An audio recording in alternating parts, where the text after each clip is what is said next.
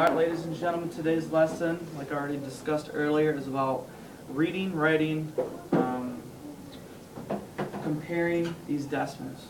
Okay, first and foremost, the first thing you need to know is where a decimal is. Alright?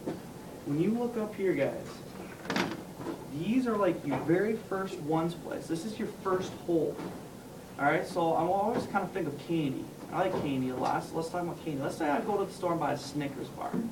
Okay? If I unwrap the whole thing and not eat any of it, which probably would never happen, but if I don't eat any of it, I have one whole bar. Get that in your head. Picture that. Picture that. One whole bar. The key concept that is whole, whole, whole. I have the whole thing left. Now, if I start cutting this thing up, maybe I'm feeling generous today, I want to share it with some kids. I'm going to start cutting this bar up, right? What those individual little sections are called pieces of the whole. Or what? Anybody know? They're called decimals or fractions. Because it's not the whole bar, but you're just getting a piece of the bar.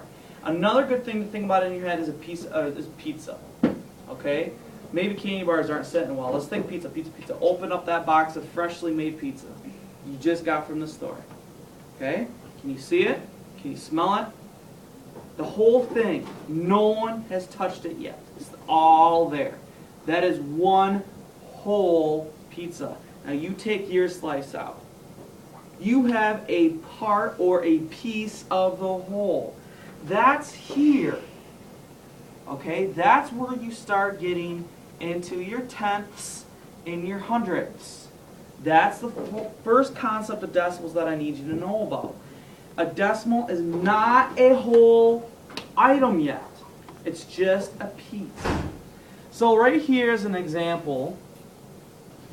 Okay? And Cody, make sure you get the screen too on this, alright? So here's a picture.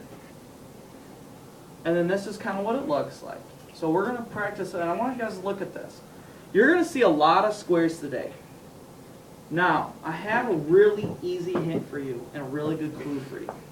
If you see these big columns, I can guarantee you that they are talking about the tenths, which is right here. It's the very first place value. They are bigger. Okay, they're bigger fractions and bigger decimals. Okay?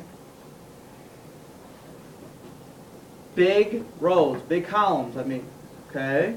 So right here, if you really wanted to count, you could, and you would count that there are 10 of them in the square. This is one whole square. Okay? And if you want, and what you're going to do, all you got to do is count how many are colored in, and you're going to find out that there are eyes up here, eyes up here. There are how many? 7. There are 7. Okay, so what you do is that is 7 out of 10 parts are shaded. The way you read that is, you say how many parts are shaded, 7, and then you tell me what place value that number's in, or what place value it's representing. If there are 10 in the whole thing, it's the tenths place. So this is 7 tenths. Practice saying that. 7 tenths. Say it again. 7. Good. The way you write that, and this is kind of optional. If you want to include the 0, you may. But do I have a whole square colored in yet? Do you guys see a whole square? I'm going to say it again. I need your eyes up here. Okay? I know it's early, but let's go. Do you see a full square colored in? No. No. That's why there's a 0, because there's not one whole yet. So you need a decimal point to separate the wholes from the parts. And then all you have to do is write the number of how many you see colored in. Okay? So there's 7 out of 10 parts, 7 tenths, and you write it just like this. Like I said earlier, you do not have to write that 0. Some people like it there, some people don't. I always prefer not to write it. Okay? I just don't write it. You don't have to, but you can. Okay? Sometimes it's helpful to see that there's no holes. Now the other type of decimal that we're talking about, and that you're going to see a lot of, is this kind. See a big difference between this square and the one that was above it? Yeah. What's the main difference here? This has the ones. Or not ones, actually, but they're one little dots, right? Well, how many of those dots do you think are in this one whole square, Tristan? 100. There's 100 of them.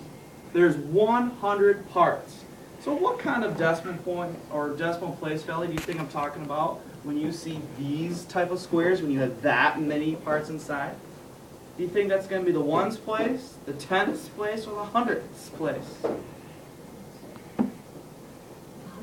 It's the hundredths place. Okay, because there's 100 parts. Is all 100 parts colored in? What do you think, Allison? Are all 100 parts colored in? No. So it's a decimal. Okay, because it's only part of the whole. This one right here, now it's pretty easy to do. The way you count these, you count down, so you go 1, 2, 3, 4, 5, 6, 7, 8. And how many do I know are in one whole column here? How many dots make up a column, do you know? There's 10 of them. So if I have 8, that'd be 80, and then 2 more. So that is 82. Alright, so all you gotta do is count up how many are shaded. 82 hundredths, and that's the way you write it. Okay, any questions? Yes? So I have a question about writing the 0 in that. If you don't write the 0, do you still have to put the decimal down? Yeah, absolutely. Do you know what the difference would be between decimal 82 and just 82? That would mean the difference is, Turn that off. if you had just Whatever it is. 82, you would have 82 squares. 82, all of these colored in. That'd be a ton of them, right? There's a big difference. That's like 82 pizzas versus just one pizza with 82 little mini pieces inside. Okay, there's a big difference, isn't there? Yeah, they would. So that decimal point be is like this. extremely important. So you just put the decimal down and then Yes. Yep, and that decimal point shows me that you know that it's not one whole square, just part of it. Any other, that's a great question. Any other questions? Okay, Cody, you can stop it. Hit the red button again. Yep.